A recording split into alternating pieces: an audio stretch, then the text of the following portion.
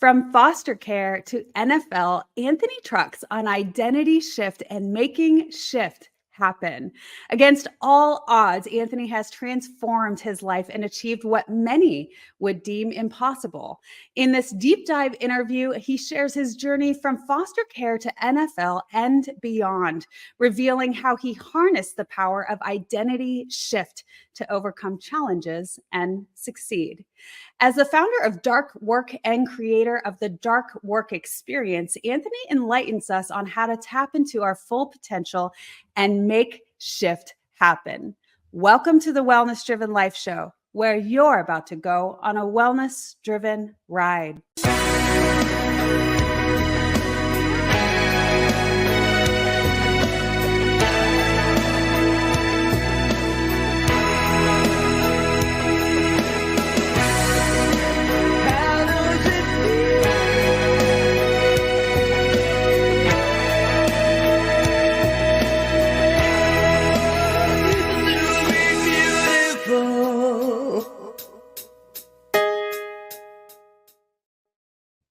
I'm excited to share a little bit more about the guest we have today. Anthony Trucks is a former foster child NFL football player, competitor on America Ninja Warrior, best-selling author, and identity shift coach. From foster care to the NFL to being a successful business owner, Anthony Trucks has accomplished what statistics would say impossible. As the founder of Dark Work and creator of the Dark Work Experience, Anthony teaches people how to succeed and access the power of their identity through dark work to tap into their full potential and make shift happen. I am so excited and pleased to welcome to the stage Mr. Anthony Trucks. Hey, how are you today? I'm fabulous. I'm so excited to have you here. And from the get-go, you bring in this immense, awesome energy. So thank you so much for doing so. Oh, yeah. It's my pleasure. What else am I going to bring? I told my son today this morning, actually, I was like, hey, son, I said, today's the most important day ever. He goes, why? I go, well, you can't handle yesterday. You can't do anything about that, right? No, I said, can you affect tomorrow? No, I said, all you guys right now. And so let's make it a great day. So it's my set point mentality, to be quite honest. It is. And that's why you're doing great things. And you when we do that, we emanate that energy into the world. So that's exactly what you're doing with your family and your son. That is so cool. So let's start by sharing with the audience a little bit more about you. Let's get to know Anthony. Let's do it. What would you like to know about Anthony? I tell you a whole lot. I tell you a whole lot of stuff, but I don't know what you want to know. Let's know a little background about you. Where did you stem from? What was childhood like? But really, the essence of you that creates what you're doing today. Yeah. I think the thing that happens for all of us is you go through crap, right? And then when you go through crap, it strengthens you or unfortunately keeps you pinned down. It just didn't pin me down. So I was given away as a kid at 3 years old in the foster care system. My mom didn't want me or my 3 other siblings. So we got kind of subjected to this really heinous foster care system. And it really was something where I was like beaten and starved and tortured, a lot of craziness. And so by the age of 6 years old, I'd been in 6 different houses, had not a lot of very good things take place. And so I was really closed off from the world. And then I found myself in a family at 6 years old, the last family, the only Black person in a very poor, all white family, having not much but like love and care, and a mom who unconditionally loved me for no reason that made sense. And it led me down this kind of journey of navigating myself, like, who am I? Where do I fit? Like, identity became this kind of big question, like, who is this guy? And I eventually, after 11 years in the system, got adopted to this family and knew for the first time, this is my home. I don't have to worry about going somewhere else or being thrust into some new environment. And then I had to find a way to build me. And that's what we all have to do at some point. At some point, you kind of wake up and go, all right, it's on me to control this thing. And so I leaned into something, and it was this thing my heart was set on. I was going to go play football and be great at this, right? And I go in and I try this thing out. We've all had this moment where you go, like, I can't wait to do it. And then you suck. So I go, oh man, like it's horrible. Like, I'm trying this new thing and I'm not good. I don't care what it could be, trying a new instrument, trying a new career, a new hobby. And you're met with this decision inside of, do I continue doing this, knowing that I'm not good at this and I'm getting this emotional feedback of negativity, or do I choose to make a really good excuse to avoid this? And most people choose the latter. They go choose this good excuse that can, pacify people's minds, and people go, oh yeah, it makes sense why. And I was a foster kid. My adoptive mom was diagnosed with multiple sclerosis, so people were focused on her, the family was. So it made sense to just kind of chalk up football. And then I had this moment that kind of woke me up, and I go, I don't want to be that guy. I want to be great at something. I want to beat the statistics. I don't want to be this bad, guy, this criminal. Because most people don't know, but if you go to any prison in America, 75% of the inmates are former foster kids like me. So we're Yeah. not going to do very well. And leaned into football, got really good, and the rest was history. There's a lot more to it, but that's a good point to stop, I think. Oh yeah. Well, I mean, gosh, Anthony, I could go on so many different directions with what you've already said. And I love that you bring in identity and the word identity and everything that encompasses around that. So when we consider your background in, of course, identity makes a huge impact in your life because you didn't know where you fit in.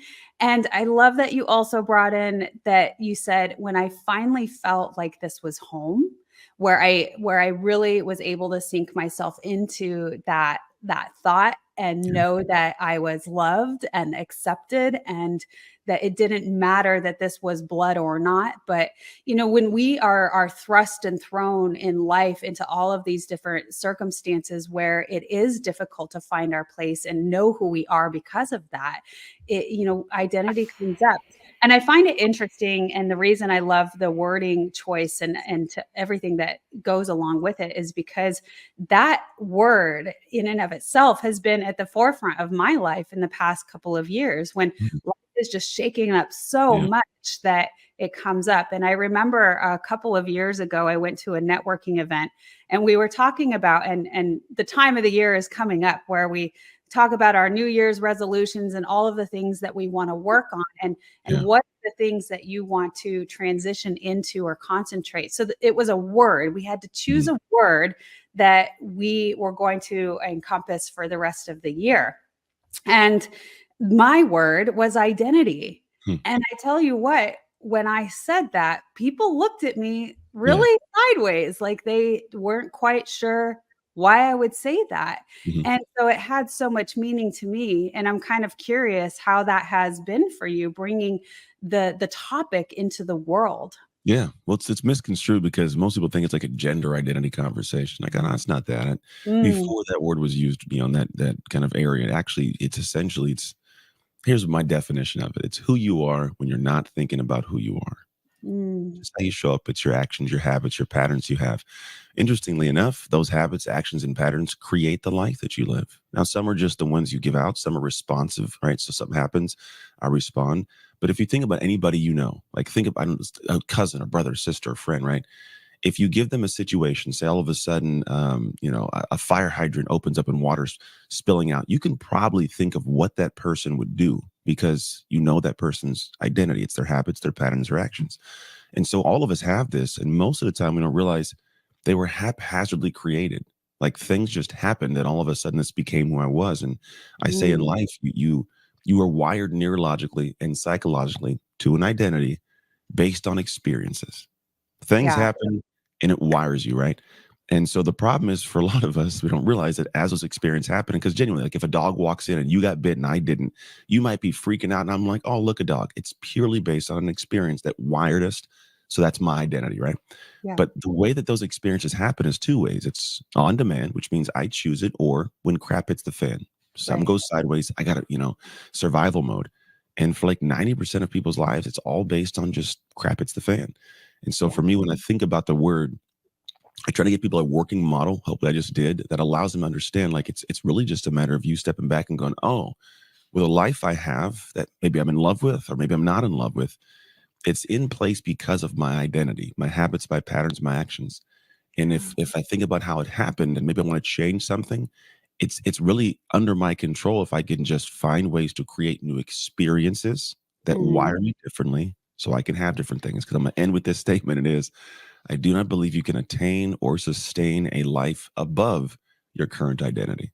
If you don't mm. have the habits and the patterns, the actions of a multimillionaire, you don't get to be a multimillionaire. So if you Yeah. want that next level thing, you got to become the next level you.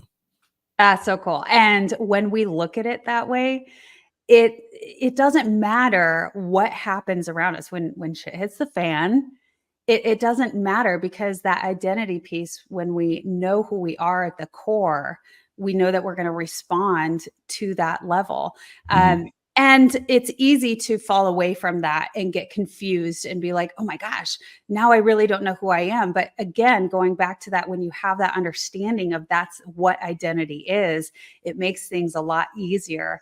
And I want to go into how you brought up in kind of in the beginning where it's stepping into those fear experiences, right? That Mhm. help shape us. Then we really know how we are going to show up.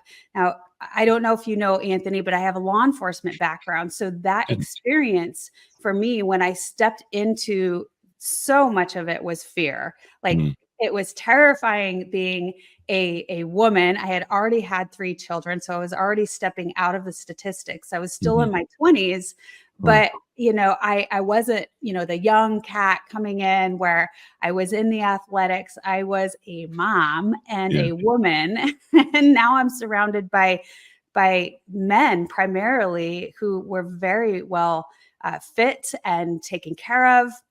And so it was stepping into those fear things, and at the same time knowing how I show up, because we really don't know how we're going to respond until we get there. But Yeah. so I love that you bring up that when you do things, when you step into those experiences that are a little scary, it makes a big difference, and not many of us do that.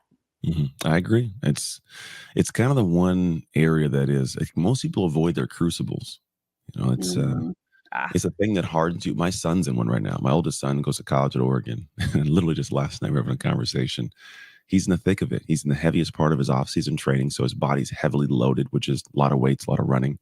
He's yeah. also in the thick of doing his work for school, and he's doing, he's trying to do like physics and computer science stuff. So he's in the middle of like a lot of things, right? Physical and mental. Well, it's all testing. He's like, Dad, this is like, and he literally, this was his language to me. He says, Dad, I rarely, get defeated by days. Like almost every says, but like this day is defeated me. Like, and you can hear it in his voice, and I could feel, and the heart of a dad goes, God, I want to save him from this.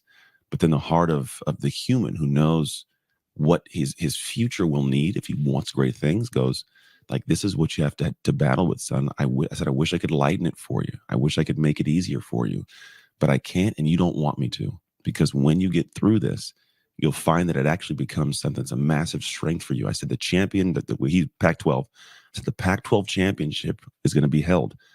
Whoever the Pac-12 champion is in the future is handling this right now. Ah, That's just what it is, and it's like yep. and it's a beauty to it, right? So I say that to go. He could easily avoid the crucible. He could find a way to tank in his grades. He could find a way to go, oh, I'm injured, and fall away, right?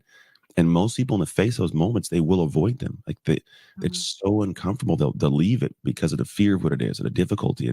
And so when you are faced with that, you have a beautiful opportunity there, but you will Mhm. squander the opportunity if you let it win. And it's okay to be afraid of it. Like I have a younger son, plays football. He doesn't like to go in and hit people yet. And I go, it's okay. It's completely okay to be scared. Like I fully grasp that, but you meet it with courage. That's it. You accept that you're scared of it and go, okay, this the anti, right? The solution, the how it's just to have crazy courage, being brave. I heard recently one time somebody say, faking being brave is still being brave. Right? You're still doing the acts of bravery, even if you feel like you're faking them. And the crazy thing Oh. is, based on we'll call my identity work, really, it's like even in the actions of doing it, that's how you become it. So when you have these fears, Mm. you act courageously, even if it's fake courage, you're being courageous. The more you be that, like the more you become that in time. I think, and I could be wrong when I say this, but I believe Brene Brown brings that up a lot. She's done extensive research on Mhm. courage Change. and vulnerability and all of the things. And I feel like, and again, I could be wrong, but when we talk about courage, it entails fear and vulnerability. All of it. And you don't have courage or can't step into it without some of those things Mhm. being present. Yeah. And it robs you of the pride you need for the later moments. See, Mm, my son's race, when he runs the race later this year, is going to be a race where it's him against the world, right? Whoever's there. And it's yeah. going to be someone that the gun goes off and he takes off, and there's going to be a hurdle he snips, or he bumbles over it. And in that instant, there will be an instinctual next step. And it'll happen. I'm literally in a millisecond of whether he leans in or he leans out. And what happens is in the moment, what will make him lean in is how he fought through this crucible. Like my Yeah. work's an identity, and I have this brand. It's called Dark Work, which is tied to this shift stuff. And I really think that there's this window of time we all go through of unsexy, difficult, ridiculed, misunderstood work. But what it Mm. does, it gives you this mentality when you've got done, when you enter what I call is defining moments of a mentality of I've done too much work in the dark to lose in the light. Yeah. And when that's a guttural sense, an instinctual, when it's in your Beautiful. soul, right? What happens is you will face these moments. They're going to happen. But when you've Mhm. done that work, you won't allow yourself not to show up. You won't, it'll be like squandering all the hard stuff. And so when you avoid or you don't lean into the very difficult things, you rob yourself of that future drive when you need it. And so Mm. there's a reasoning at a psychological level and a skill set level to face your fears. Because when you face a moment, you need that dog in you, that mentality in you to overcome it. And then what happens is you have this crazy pride. You feel amazing. Like this is a tangent, but I feel like we're in this world where everybody's like, there's like a heavy mental health issue. There's a lot of people that don't feel confident, that they feel, uncomfortable. And I believe a lot of it's because we've robbed people of their hardships. Like we've robbed kids of the difficulty of having to interact with each other. We've robbed people of the difficulty of having to talk to you and say, I don't like this, as opposed to keyboard warriors. When you've robbed people of these hardships, they don't know how to handle them when they show up. And so we have more and more people not proud of themselves, not happy with themselves. And I don't know anybody who has killed themselves either in the fitness realm or in preparation for something who comes out and goes, I don't like me. Like, no, I feel like a warrior because of how I battled to prepare for this. So people need to do more battling to find that comfort, that sense of self, that pride that I think the world's lacking in areas. Yeah. That's a really great example. And there was a term that I learned early on in law enforcement. You don't rise to the level of your courage, you fall to the level of your training. Mhm. And so it's again going in that the darkness period, walking into your fears, and you're correct. Again, great example of how people are showing up today where we're so comforted with the surroundings and the environment that we're creating that we're not really stepping into those things that we need in order Mhm. for growth and evolution. Yeah. But that's truly what you have to have in order to get there. You have to at all levels. It's crazy. There's a study that came out. I think I first heard about it from Dr. Peterson, maybe. I went and looked it up to see if it like legitimate. What he uncovered, or somebody did, was that whenever you're faced with stress, there's stress that becomes trauma. There's also what's called eustress. It's like positive stress. Like there's eustress in a Mm. sense of like my wife and I argue, but it's stress that'll help me become a better husband or my body to get better and stronger in the weight room, right? And what happens interestingly is when you have like the psychological eustress, you actually force the brain to encode more of your dormant DNA. Very interestingly, your brain will Mm. start to release a protein that starts to code the dormant DNA. So you become more of who you're meant to be, literally at a genetic level. And as a man of faith, I believe like there's a sense of like what's in us that God put there for us to extract and find and polish the rock. And so I look at this and go like, not only are these things great for your pride and great for your conscience, like there's so many levels of greatness from difficulty, but when you subject yourself to that eustress, when you don't rob yourself of the hardships, you actually become more of who you're meant to be at a genetic level, in fact. Wow, I love that you brought that up. That is so cool, right? And that's what fascinates me, Anthony, and I think it does for you too when we start to hear all of the science behind this, where there is that proof on a biological, physiological aspect of us, what makes us a human. And then you're also intertwining that spiritual piece of us because we're more than just the physical. But when you activate those cells and those genes that are lying dormant, because we have so many, and it is truly bringing up the true self identity, Yeah. right, when we put ourselves into these things. And I've had so many conversations with incredible people, and it is something that comes up very, very often, that is exactly what brings us to be a evolved human being, and our Yeah. best selves is really to step into the unknown. It's true. And you have to do it though. I mean, nobody likes to do it. Are you ready to take control of your ride to wellness? Rev up with Driven Living. Visit www.drivenliving.com and buckle up for a journey. Get exclusive access to our wellness-driven life show guest portal, where you can dive deep into the minds of our esteemed guests. Sign up for our newsletter and get insider scoops on these distinguished personalities. It's like having a backstage pass to their life-changing wisdom. But that's not all. You'll also receive a free hug. You heard me right, a free hug. An enlightening ebook from the Driven Living team. Discover the science-backed benefits of hugging yourself. It's a fill-up for your wellness tank. Because at Driven Living, we believe in fueling your journey to wellness, both physically and psychologically. So what are you waiting for? Visit www.drivenliving.com today. I just was working with Google recently, and a lot of it, like my whole thing was like, we had someone before me was talking about the neuroscience of the brain and change and how it's not a big fan of change. The brain doesn't like change. It likes to know what's coming. It's a predictive tool. Yeah. And but it's also adaptable, right? Yes. But as much as we don't like it in the moment, it's what provides all the greatest things for us. And usually that fear signal is triggered by something changing, right? It's an instinctual thing from back in whatever, days when there were animals chasing us, like something changed, you noticed it, like, what's going on? And you have to pay attention. Those things haven't removed themselves from our brains completely. So it's still usually there. And for a lot of us we have that fight or flight, and we almost always go to flight. Like, what's wrong, right? When really we can go like, let me fight this. And when you do, you become a fighter. And then here's a cool gift you get in life, which is one I get to kind of walk with. And I try to get people here. I call it a dominator's identity. And to dominate simply means to govern or control. You can dominate your morning meditation routine, right?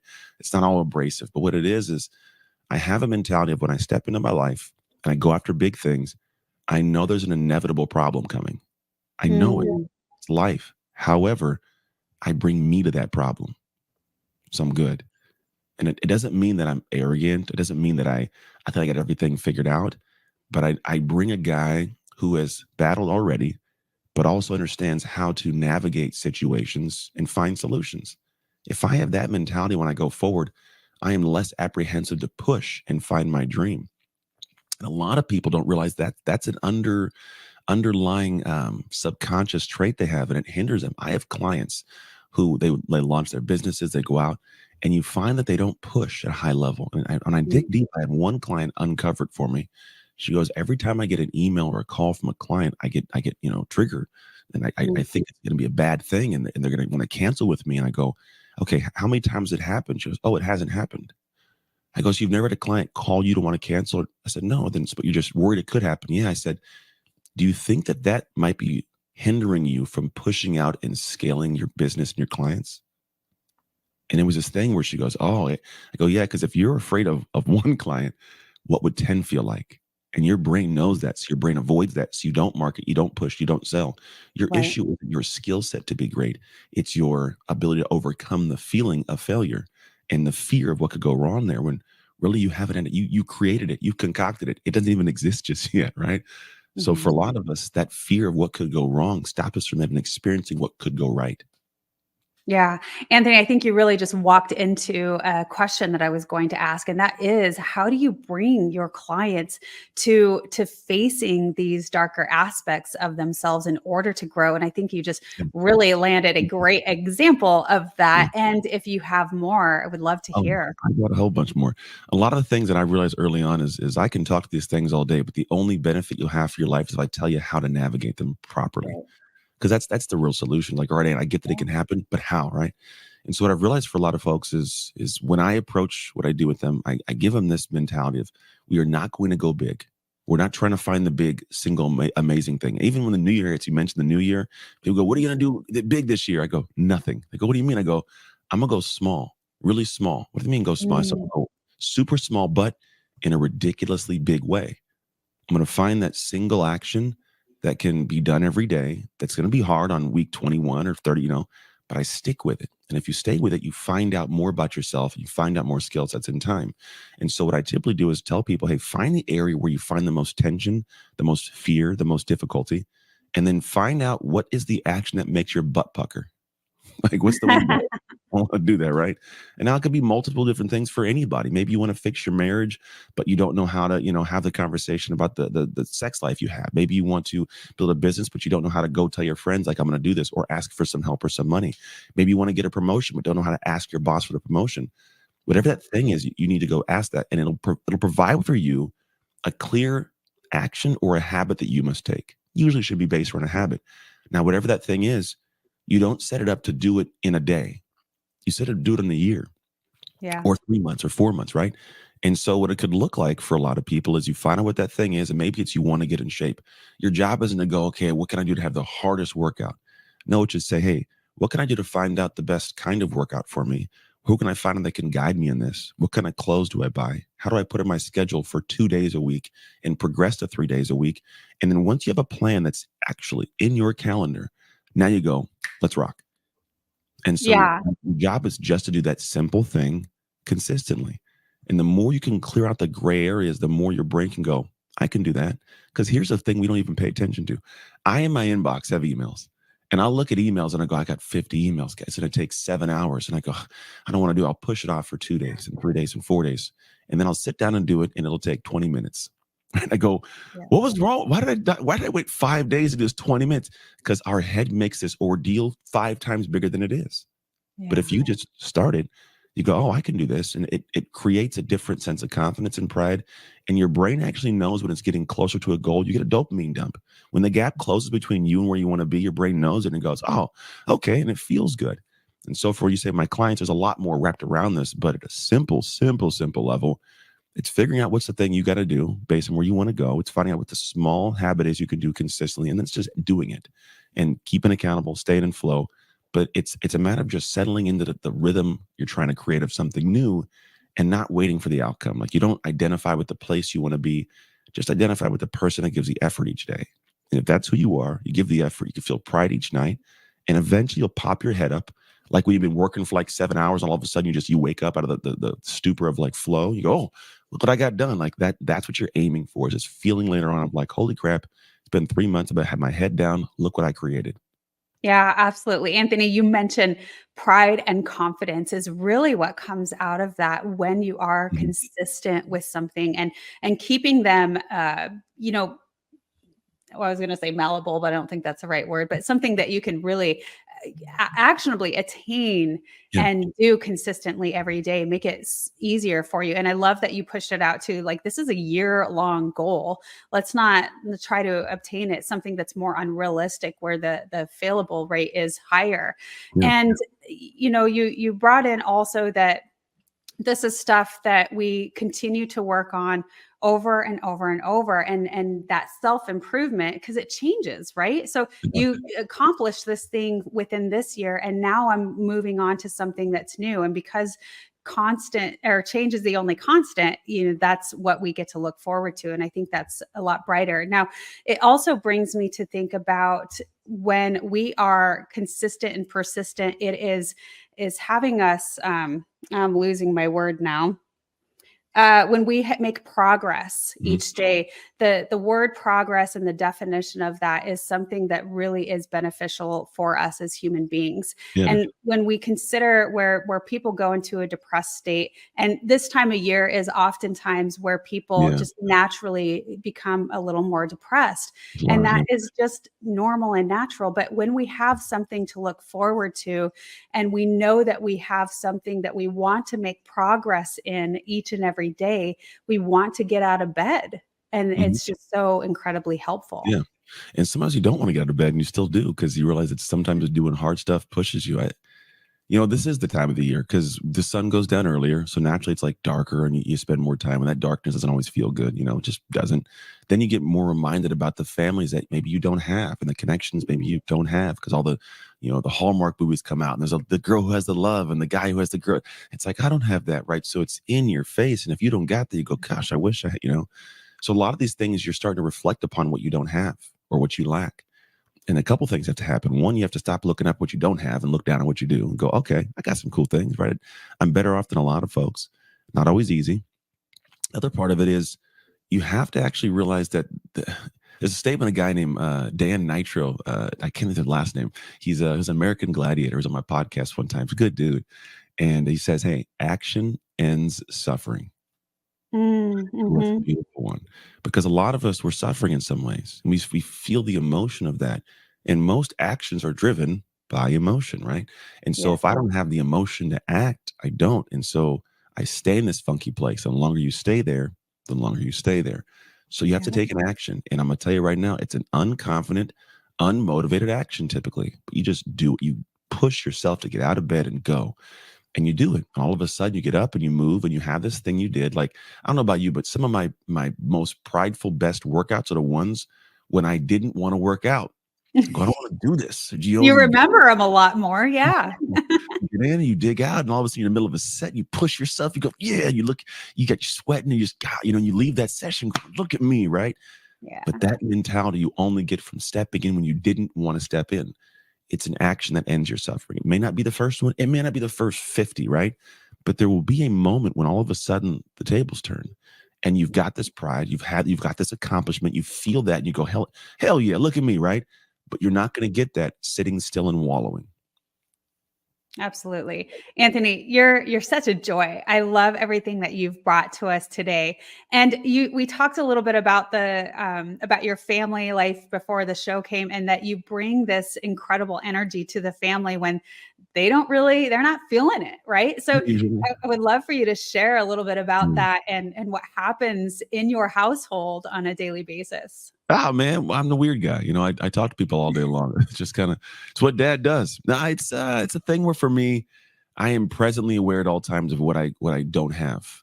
In a sense of I don't have an existence where I'm in prison, or I have a horrible family, or I don't have a spouse that loves me, or I'm not present with my kids. I'm presently aware of what I do have in opposition of what statistics say I should. So like that gives me an immediate sense of joy.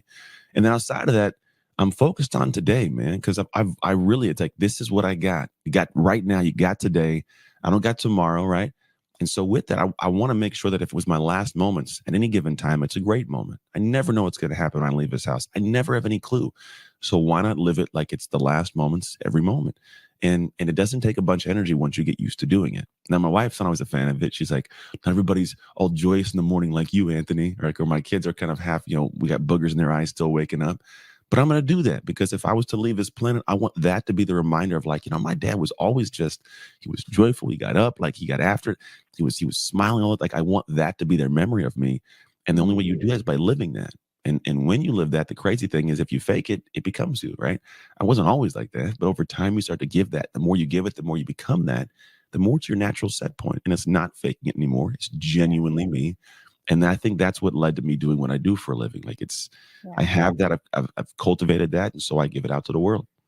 That is so cool, because what you're saying is I wasn't always like that, but I can fake it till I make it. And I gotta say, I believe in that, because we don't know or can't instill those the way that we show up in the world until we just start doing it, right? And even though it doesn't feel natural or right, that smiling, when we're not really feeling the greatest, it doesn't feel natural, right? And it's difficult to do in the beginning until it starts to become, who we are and starts to become that habitual piece of us.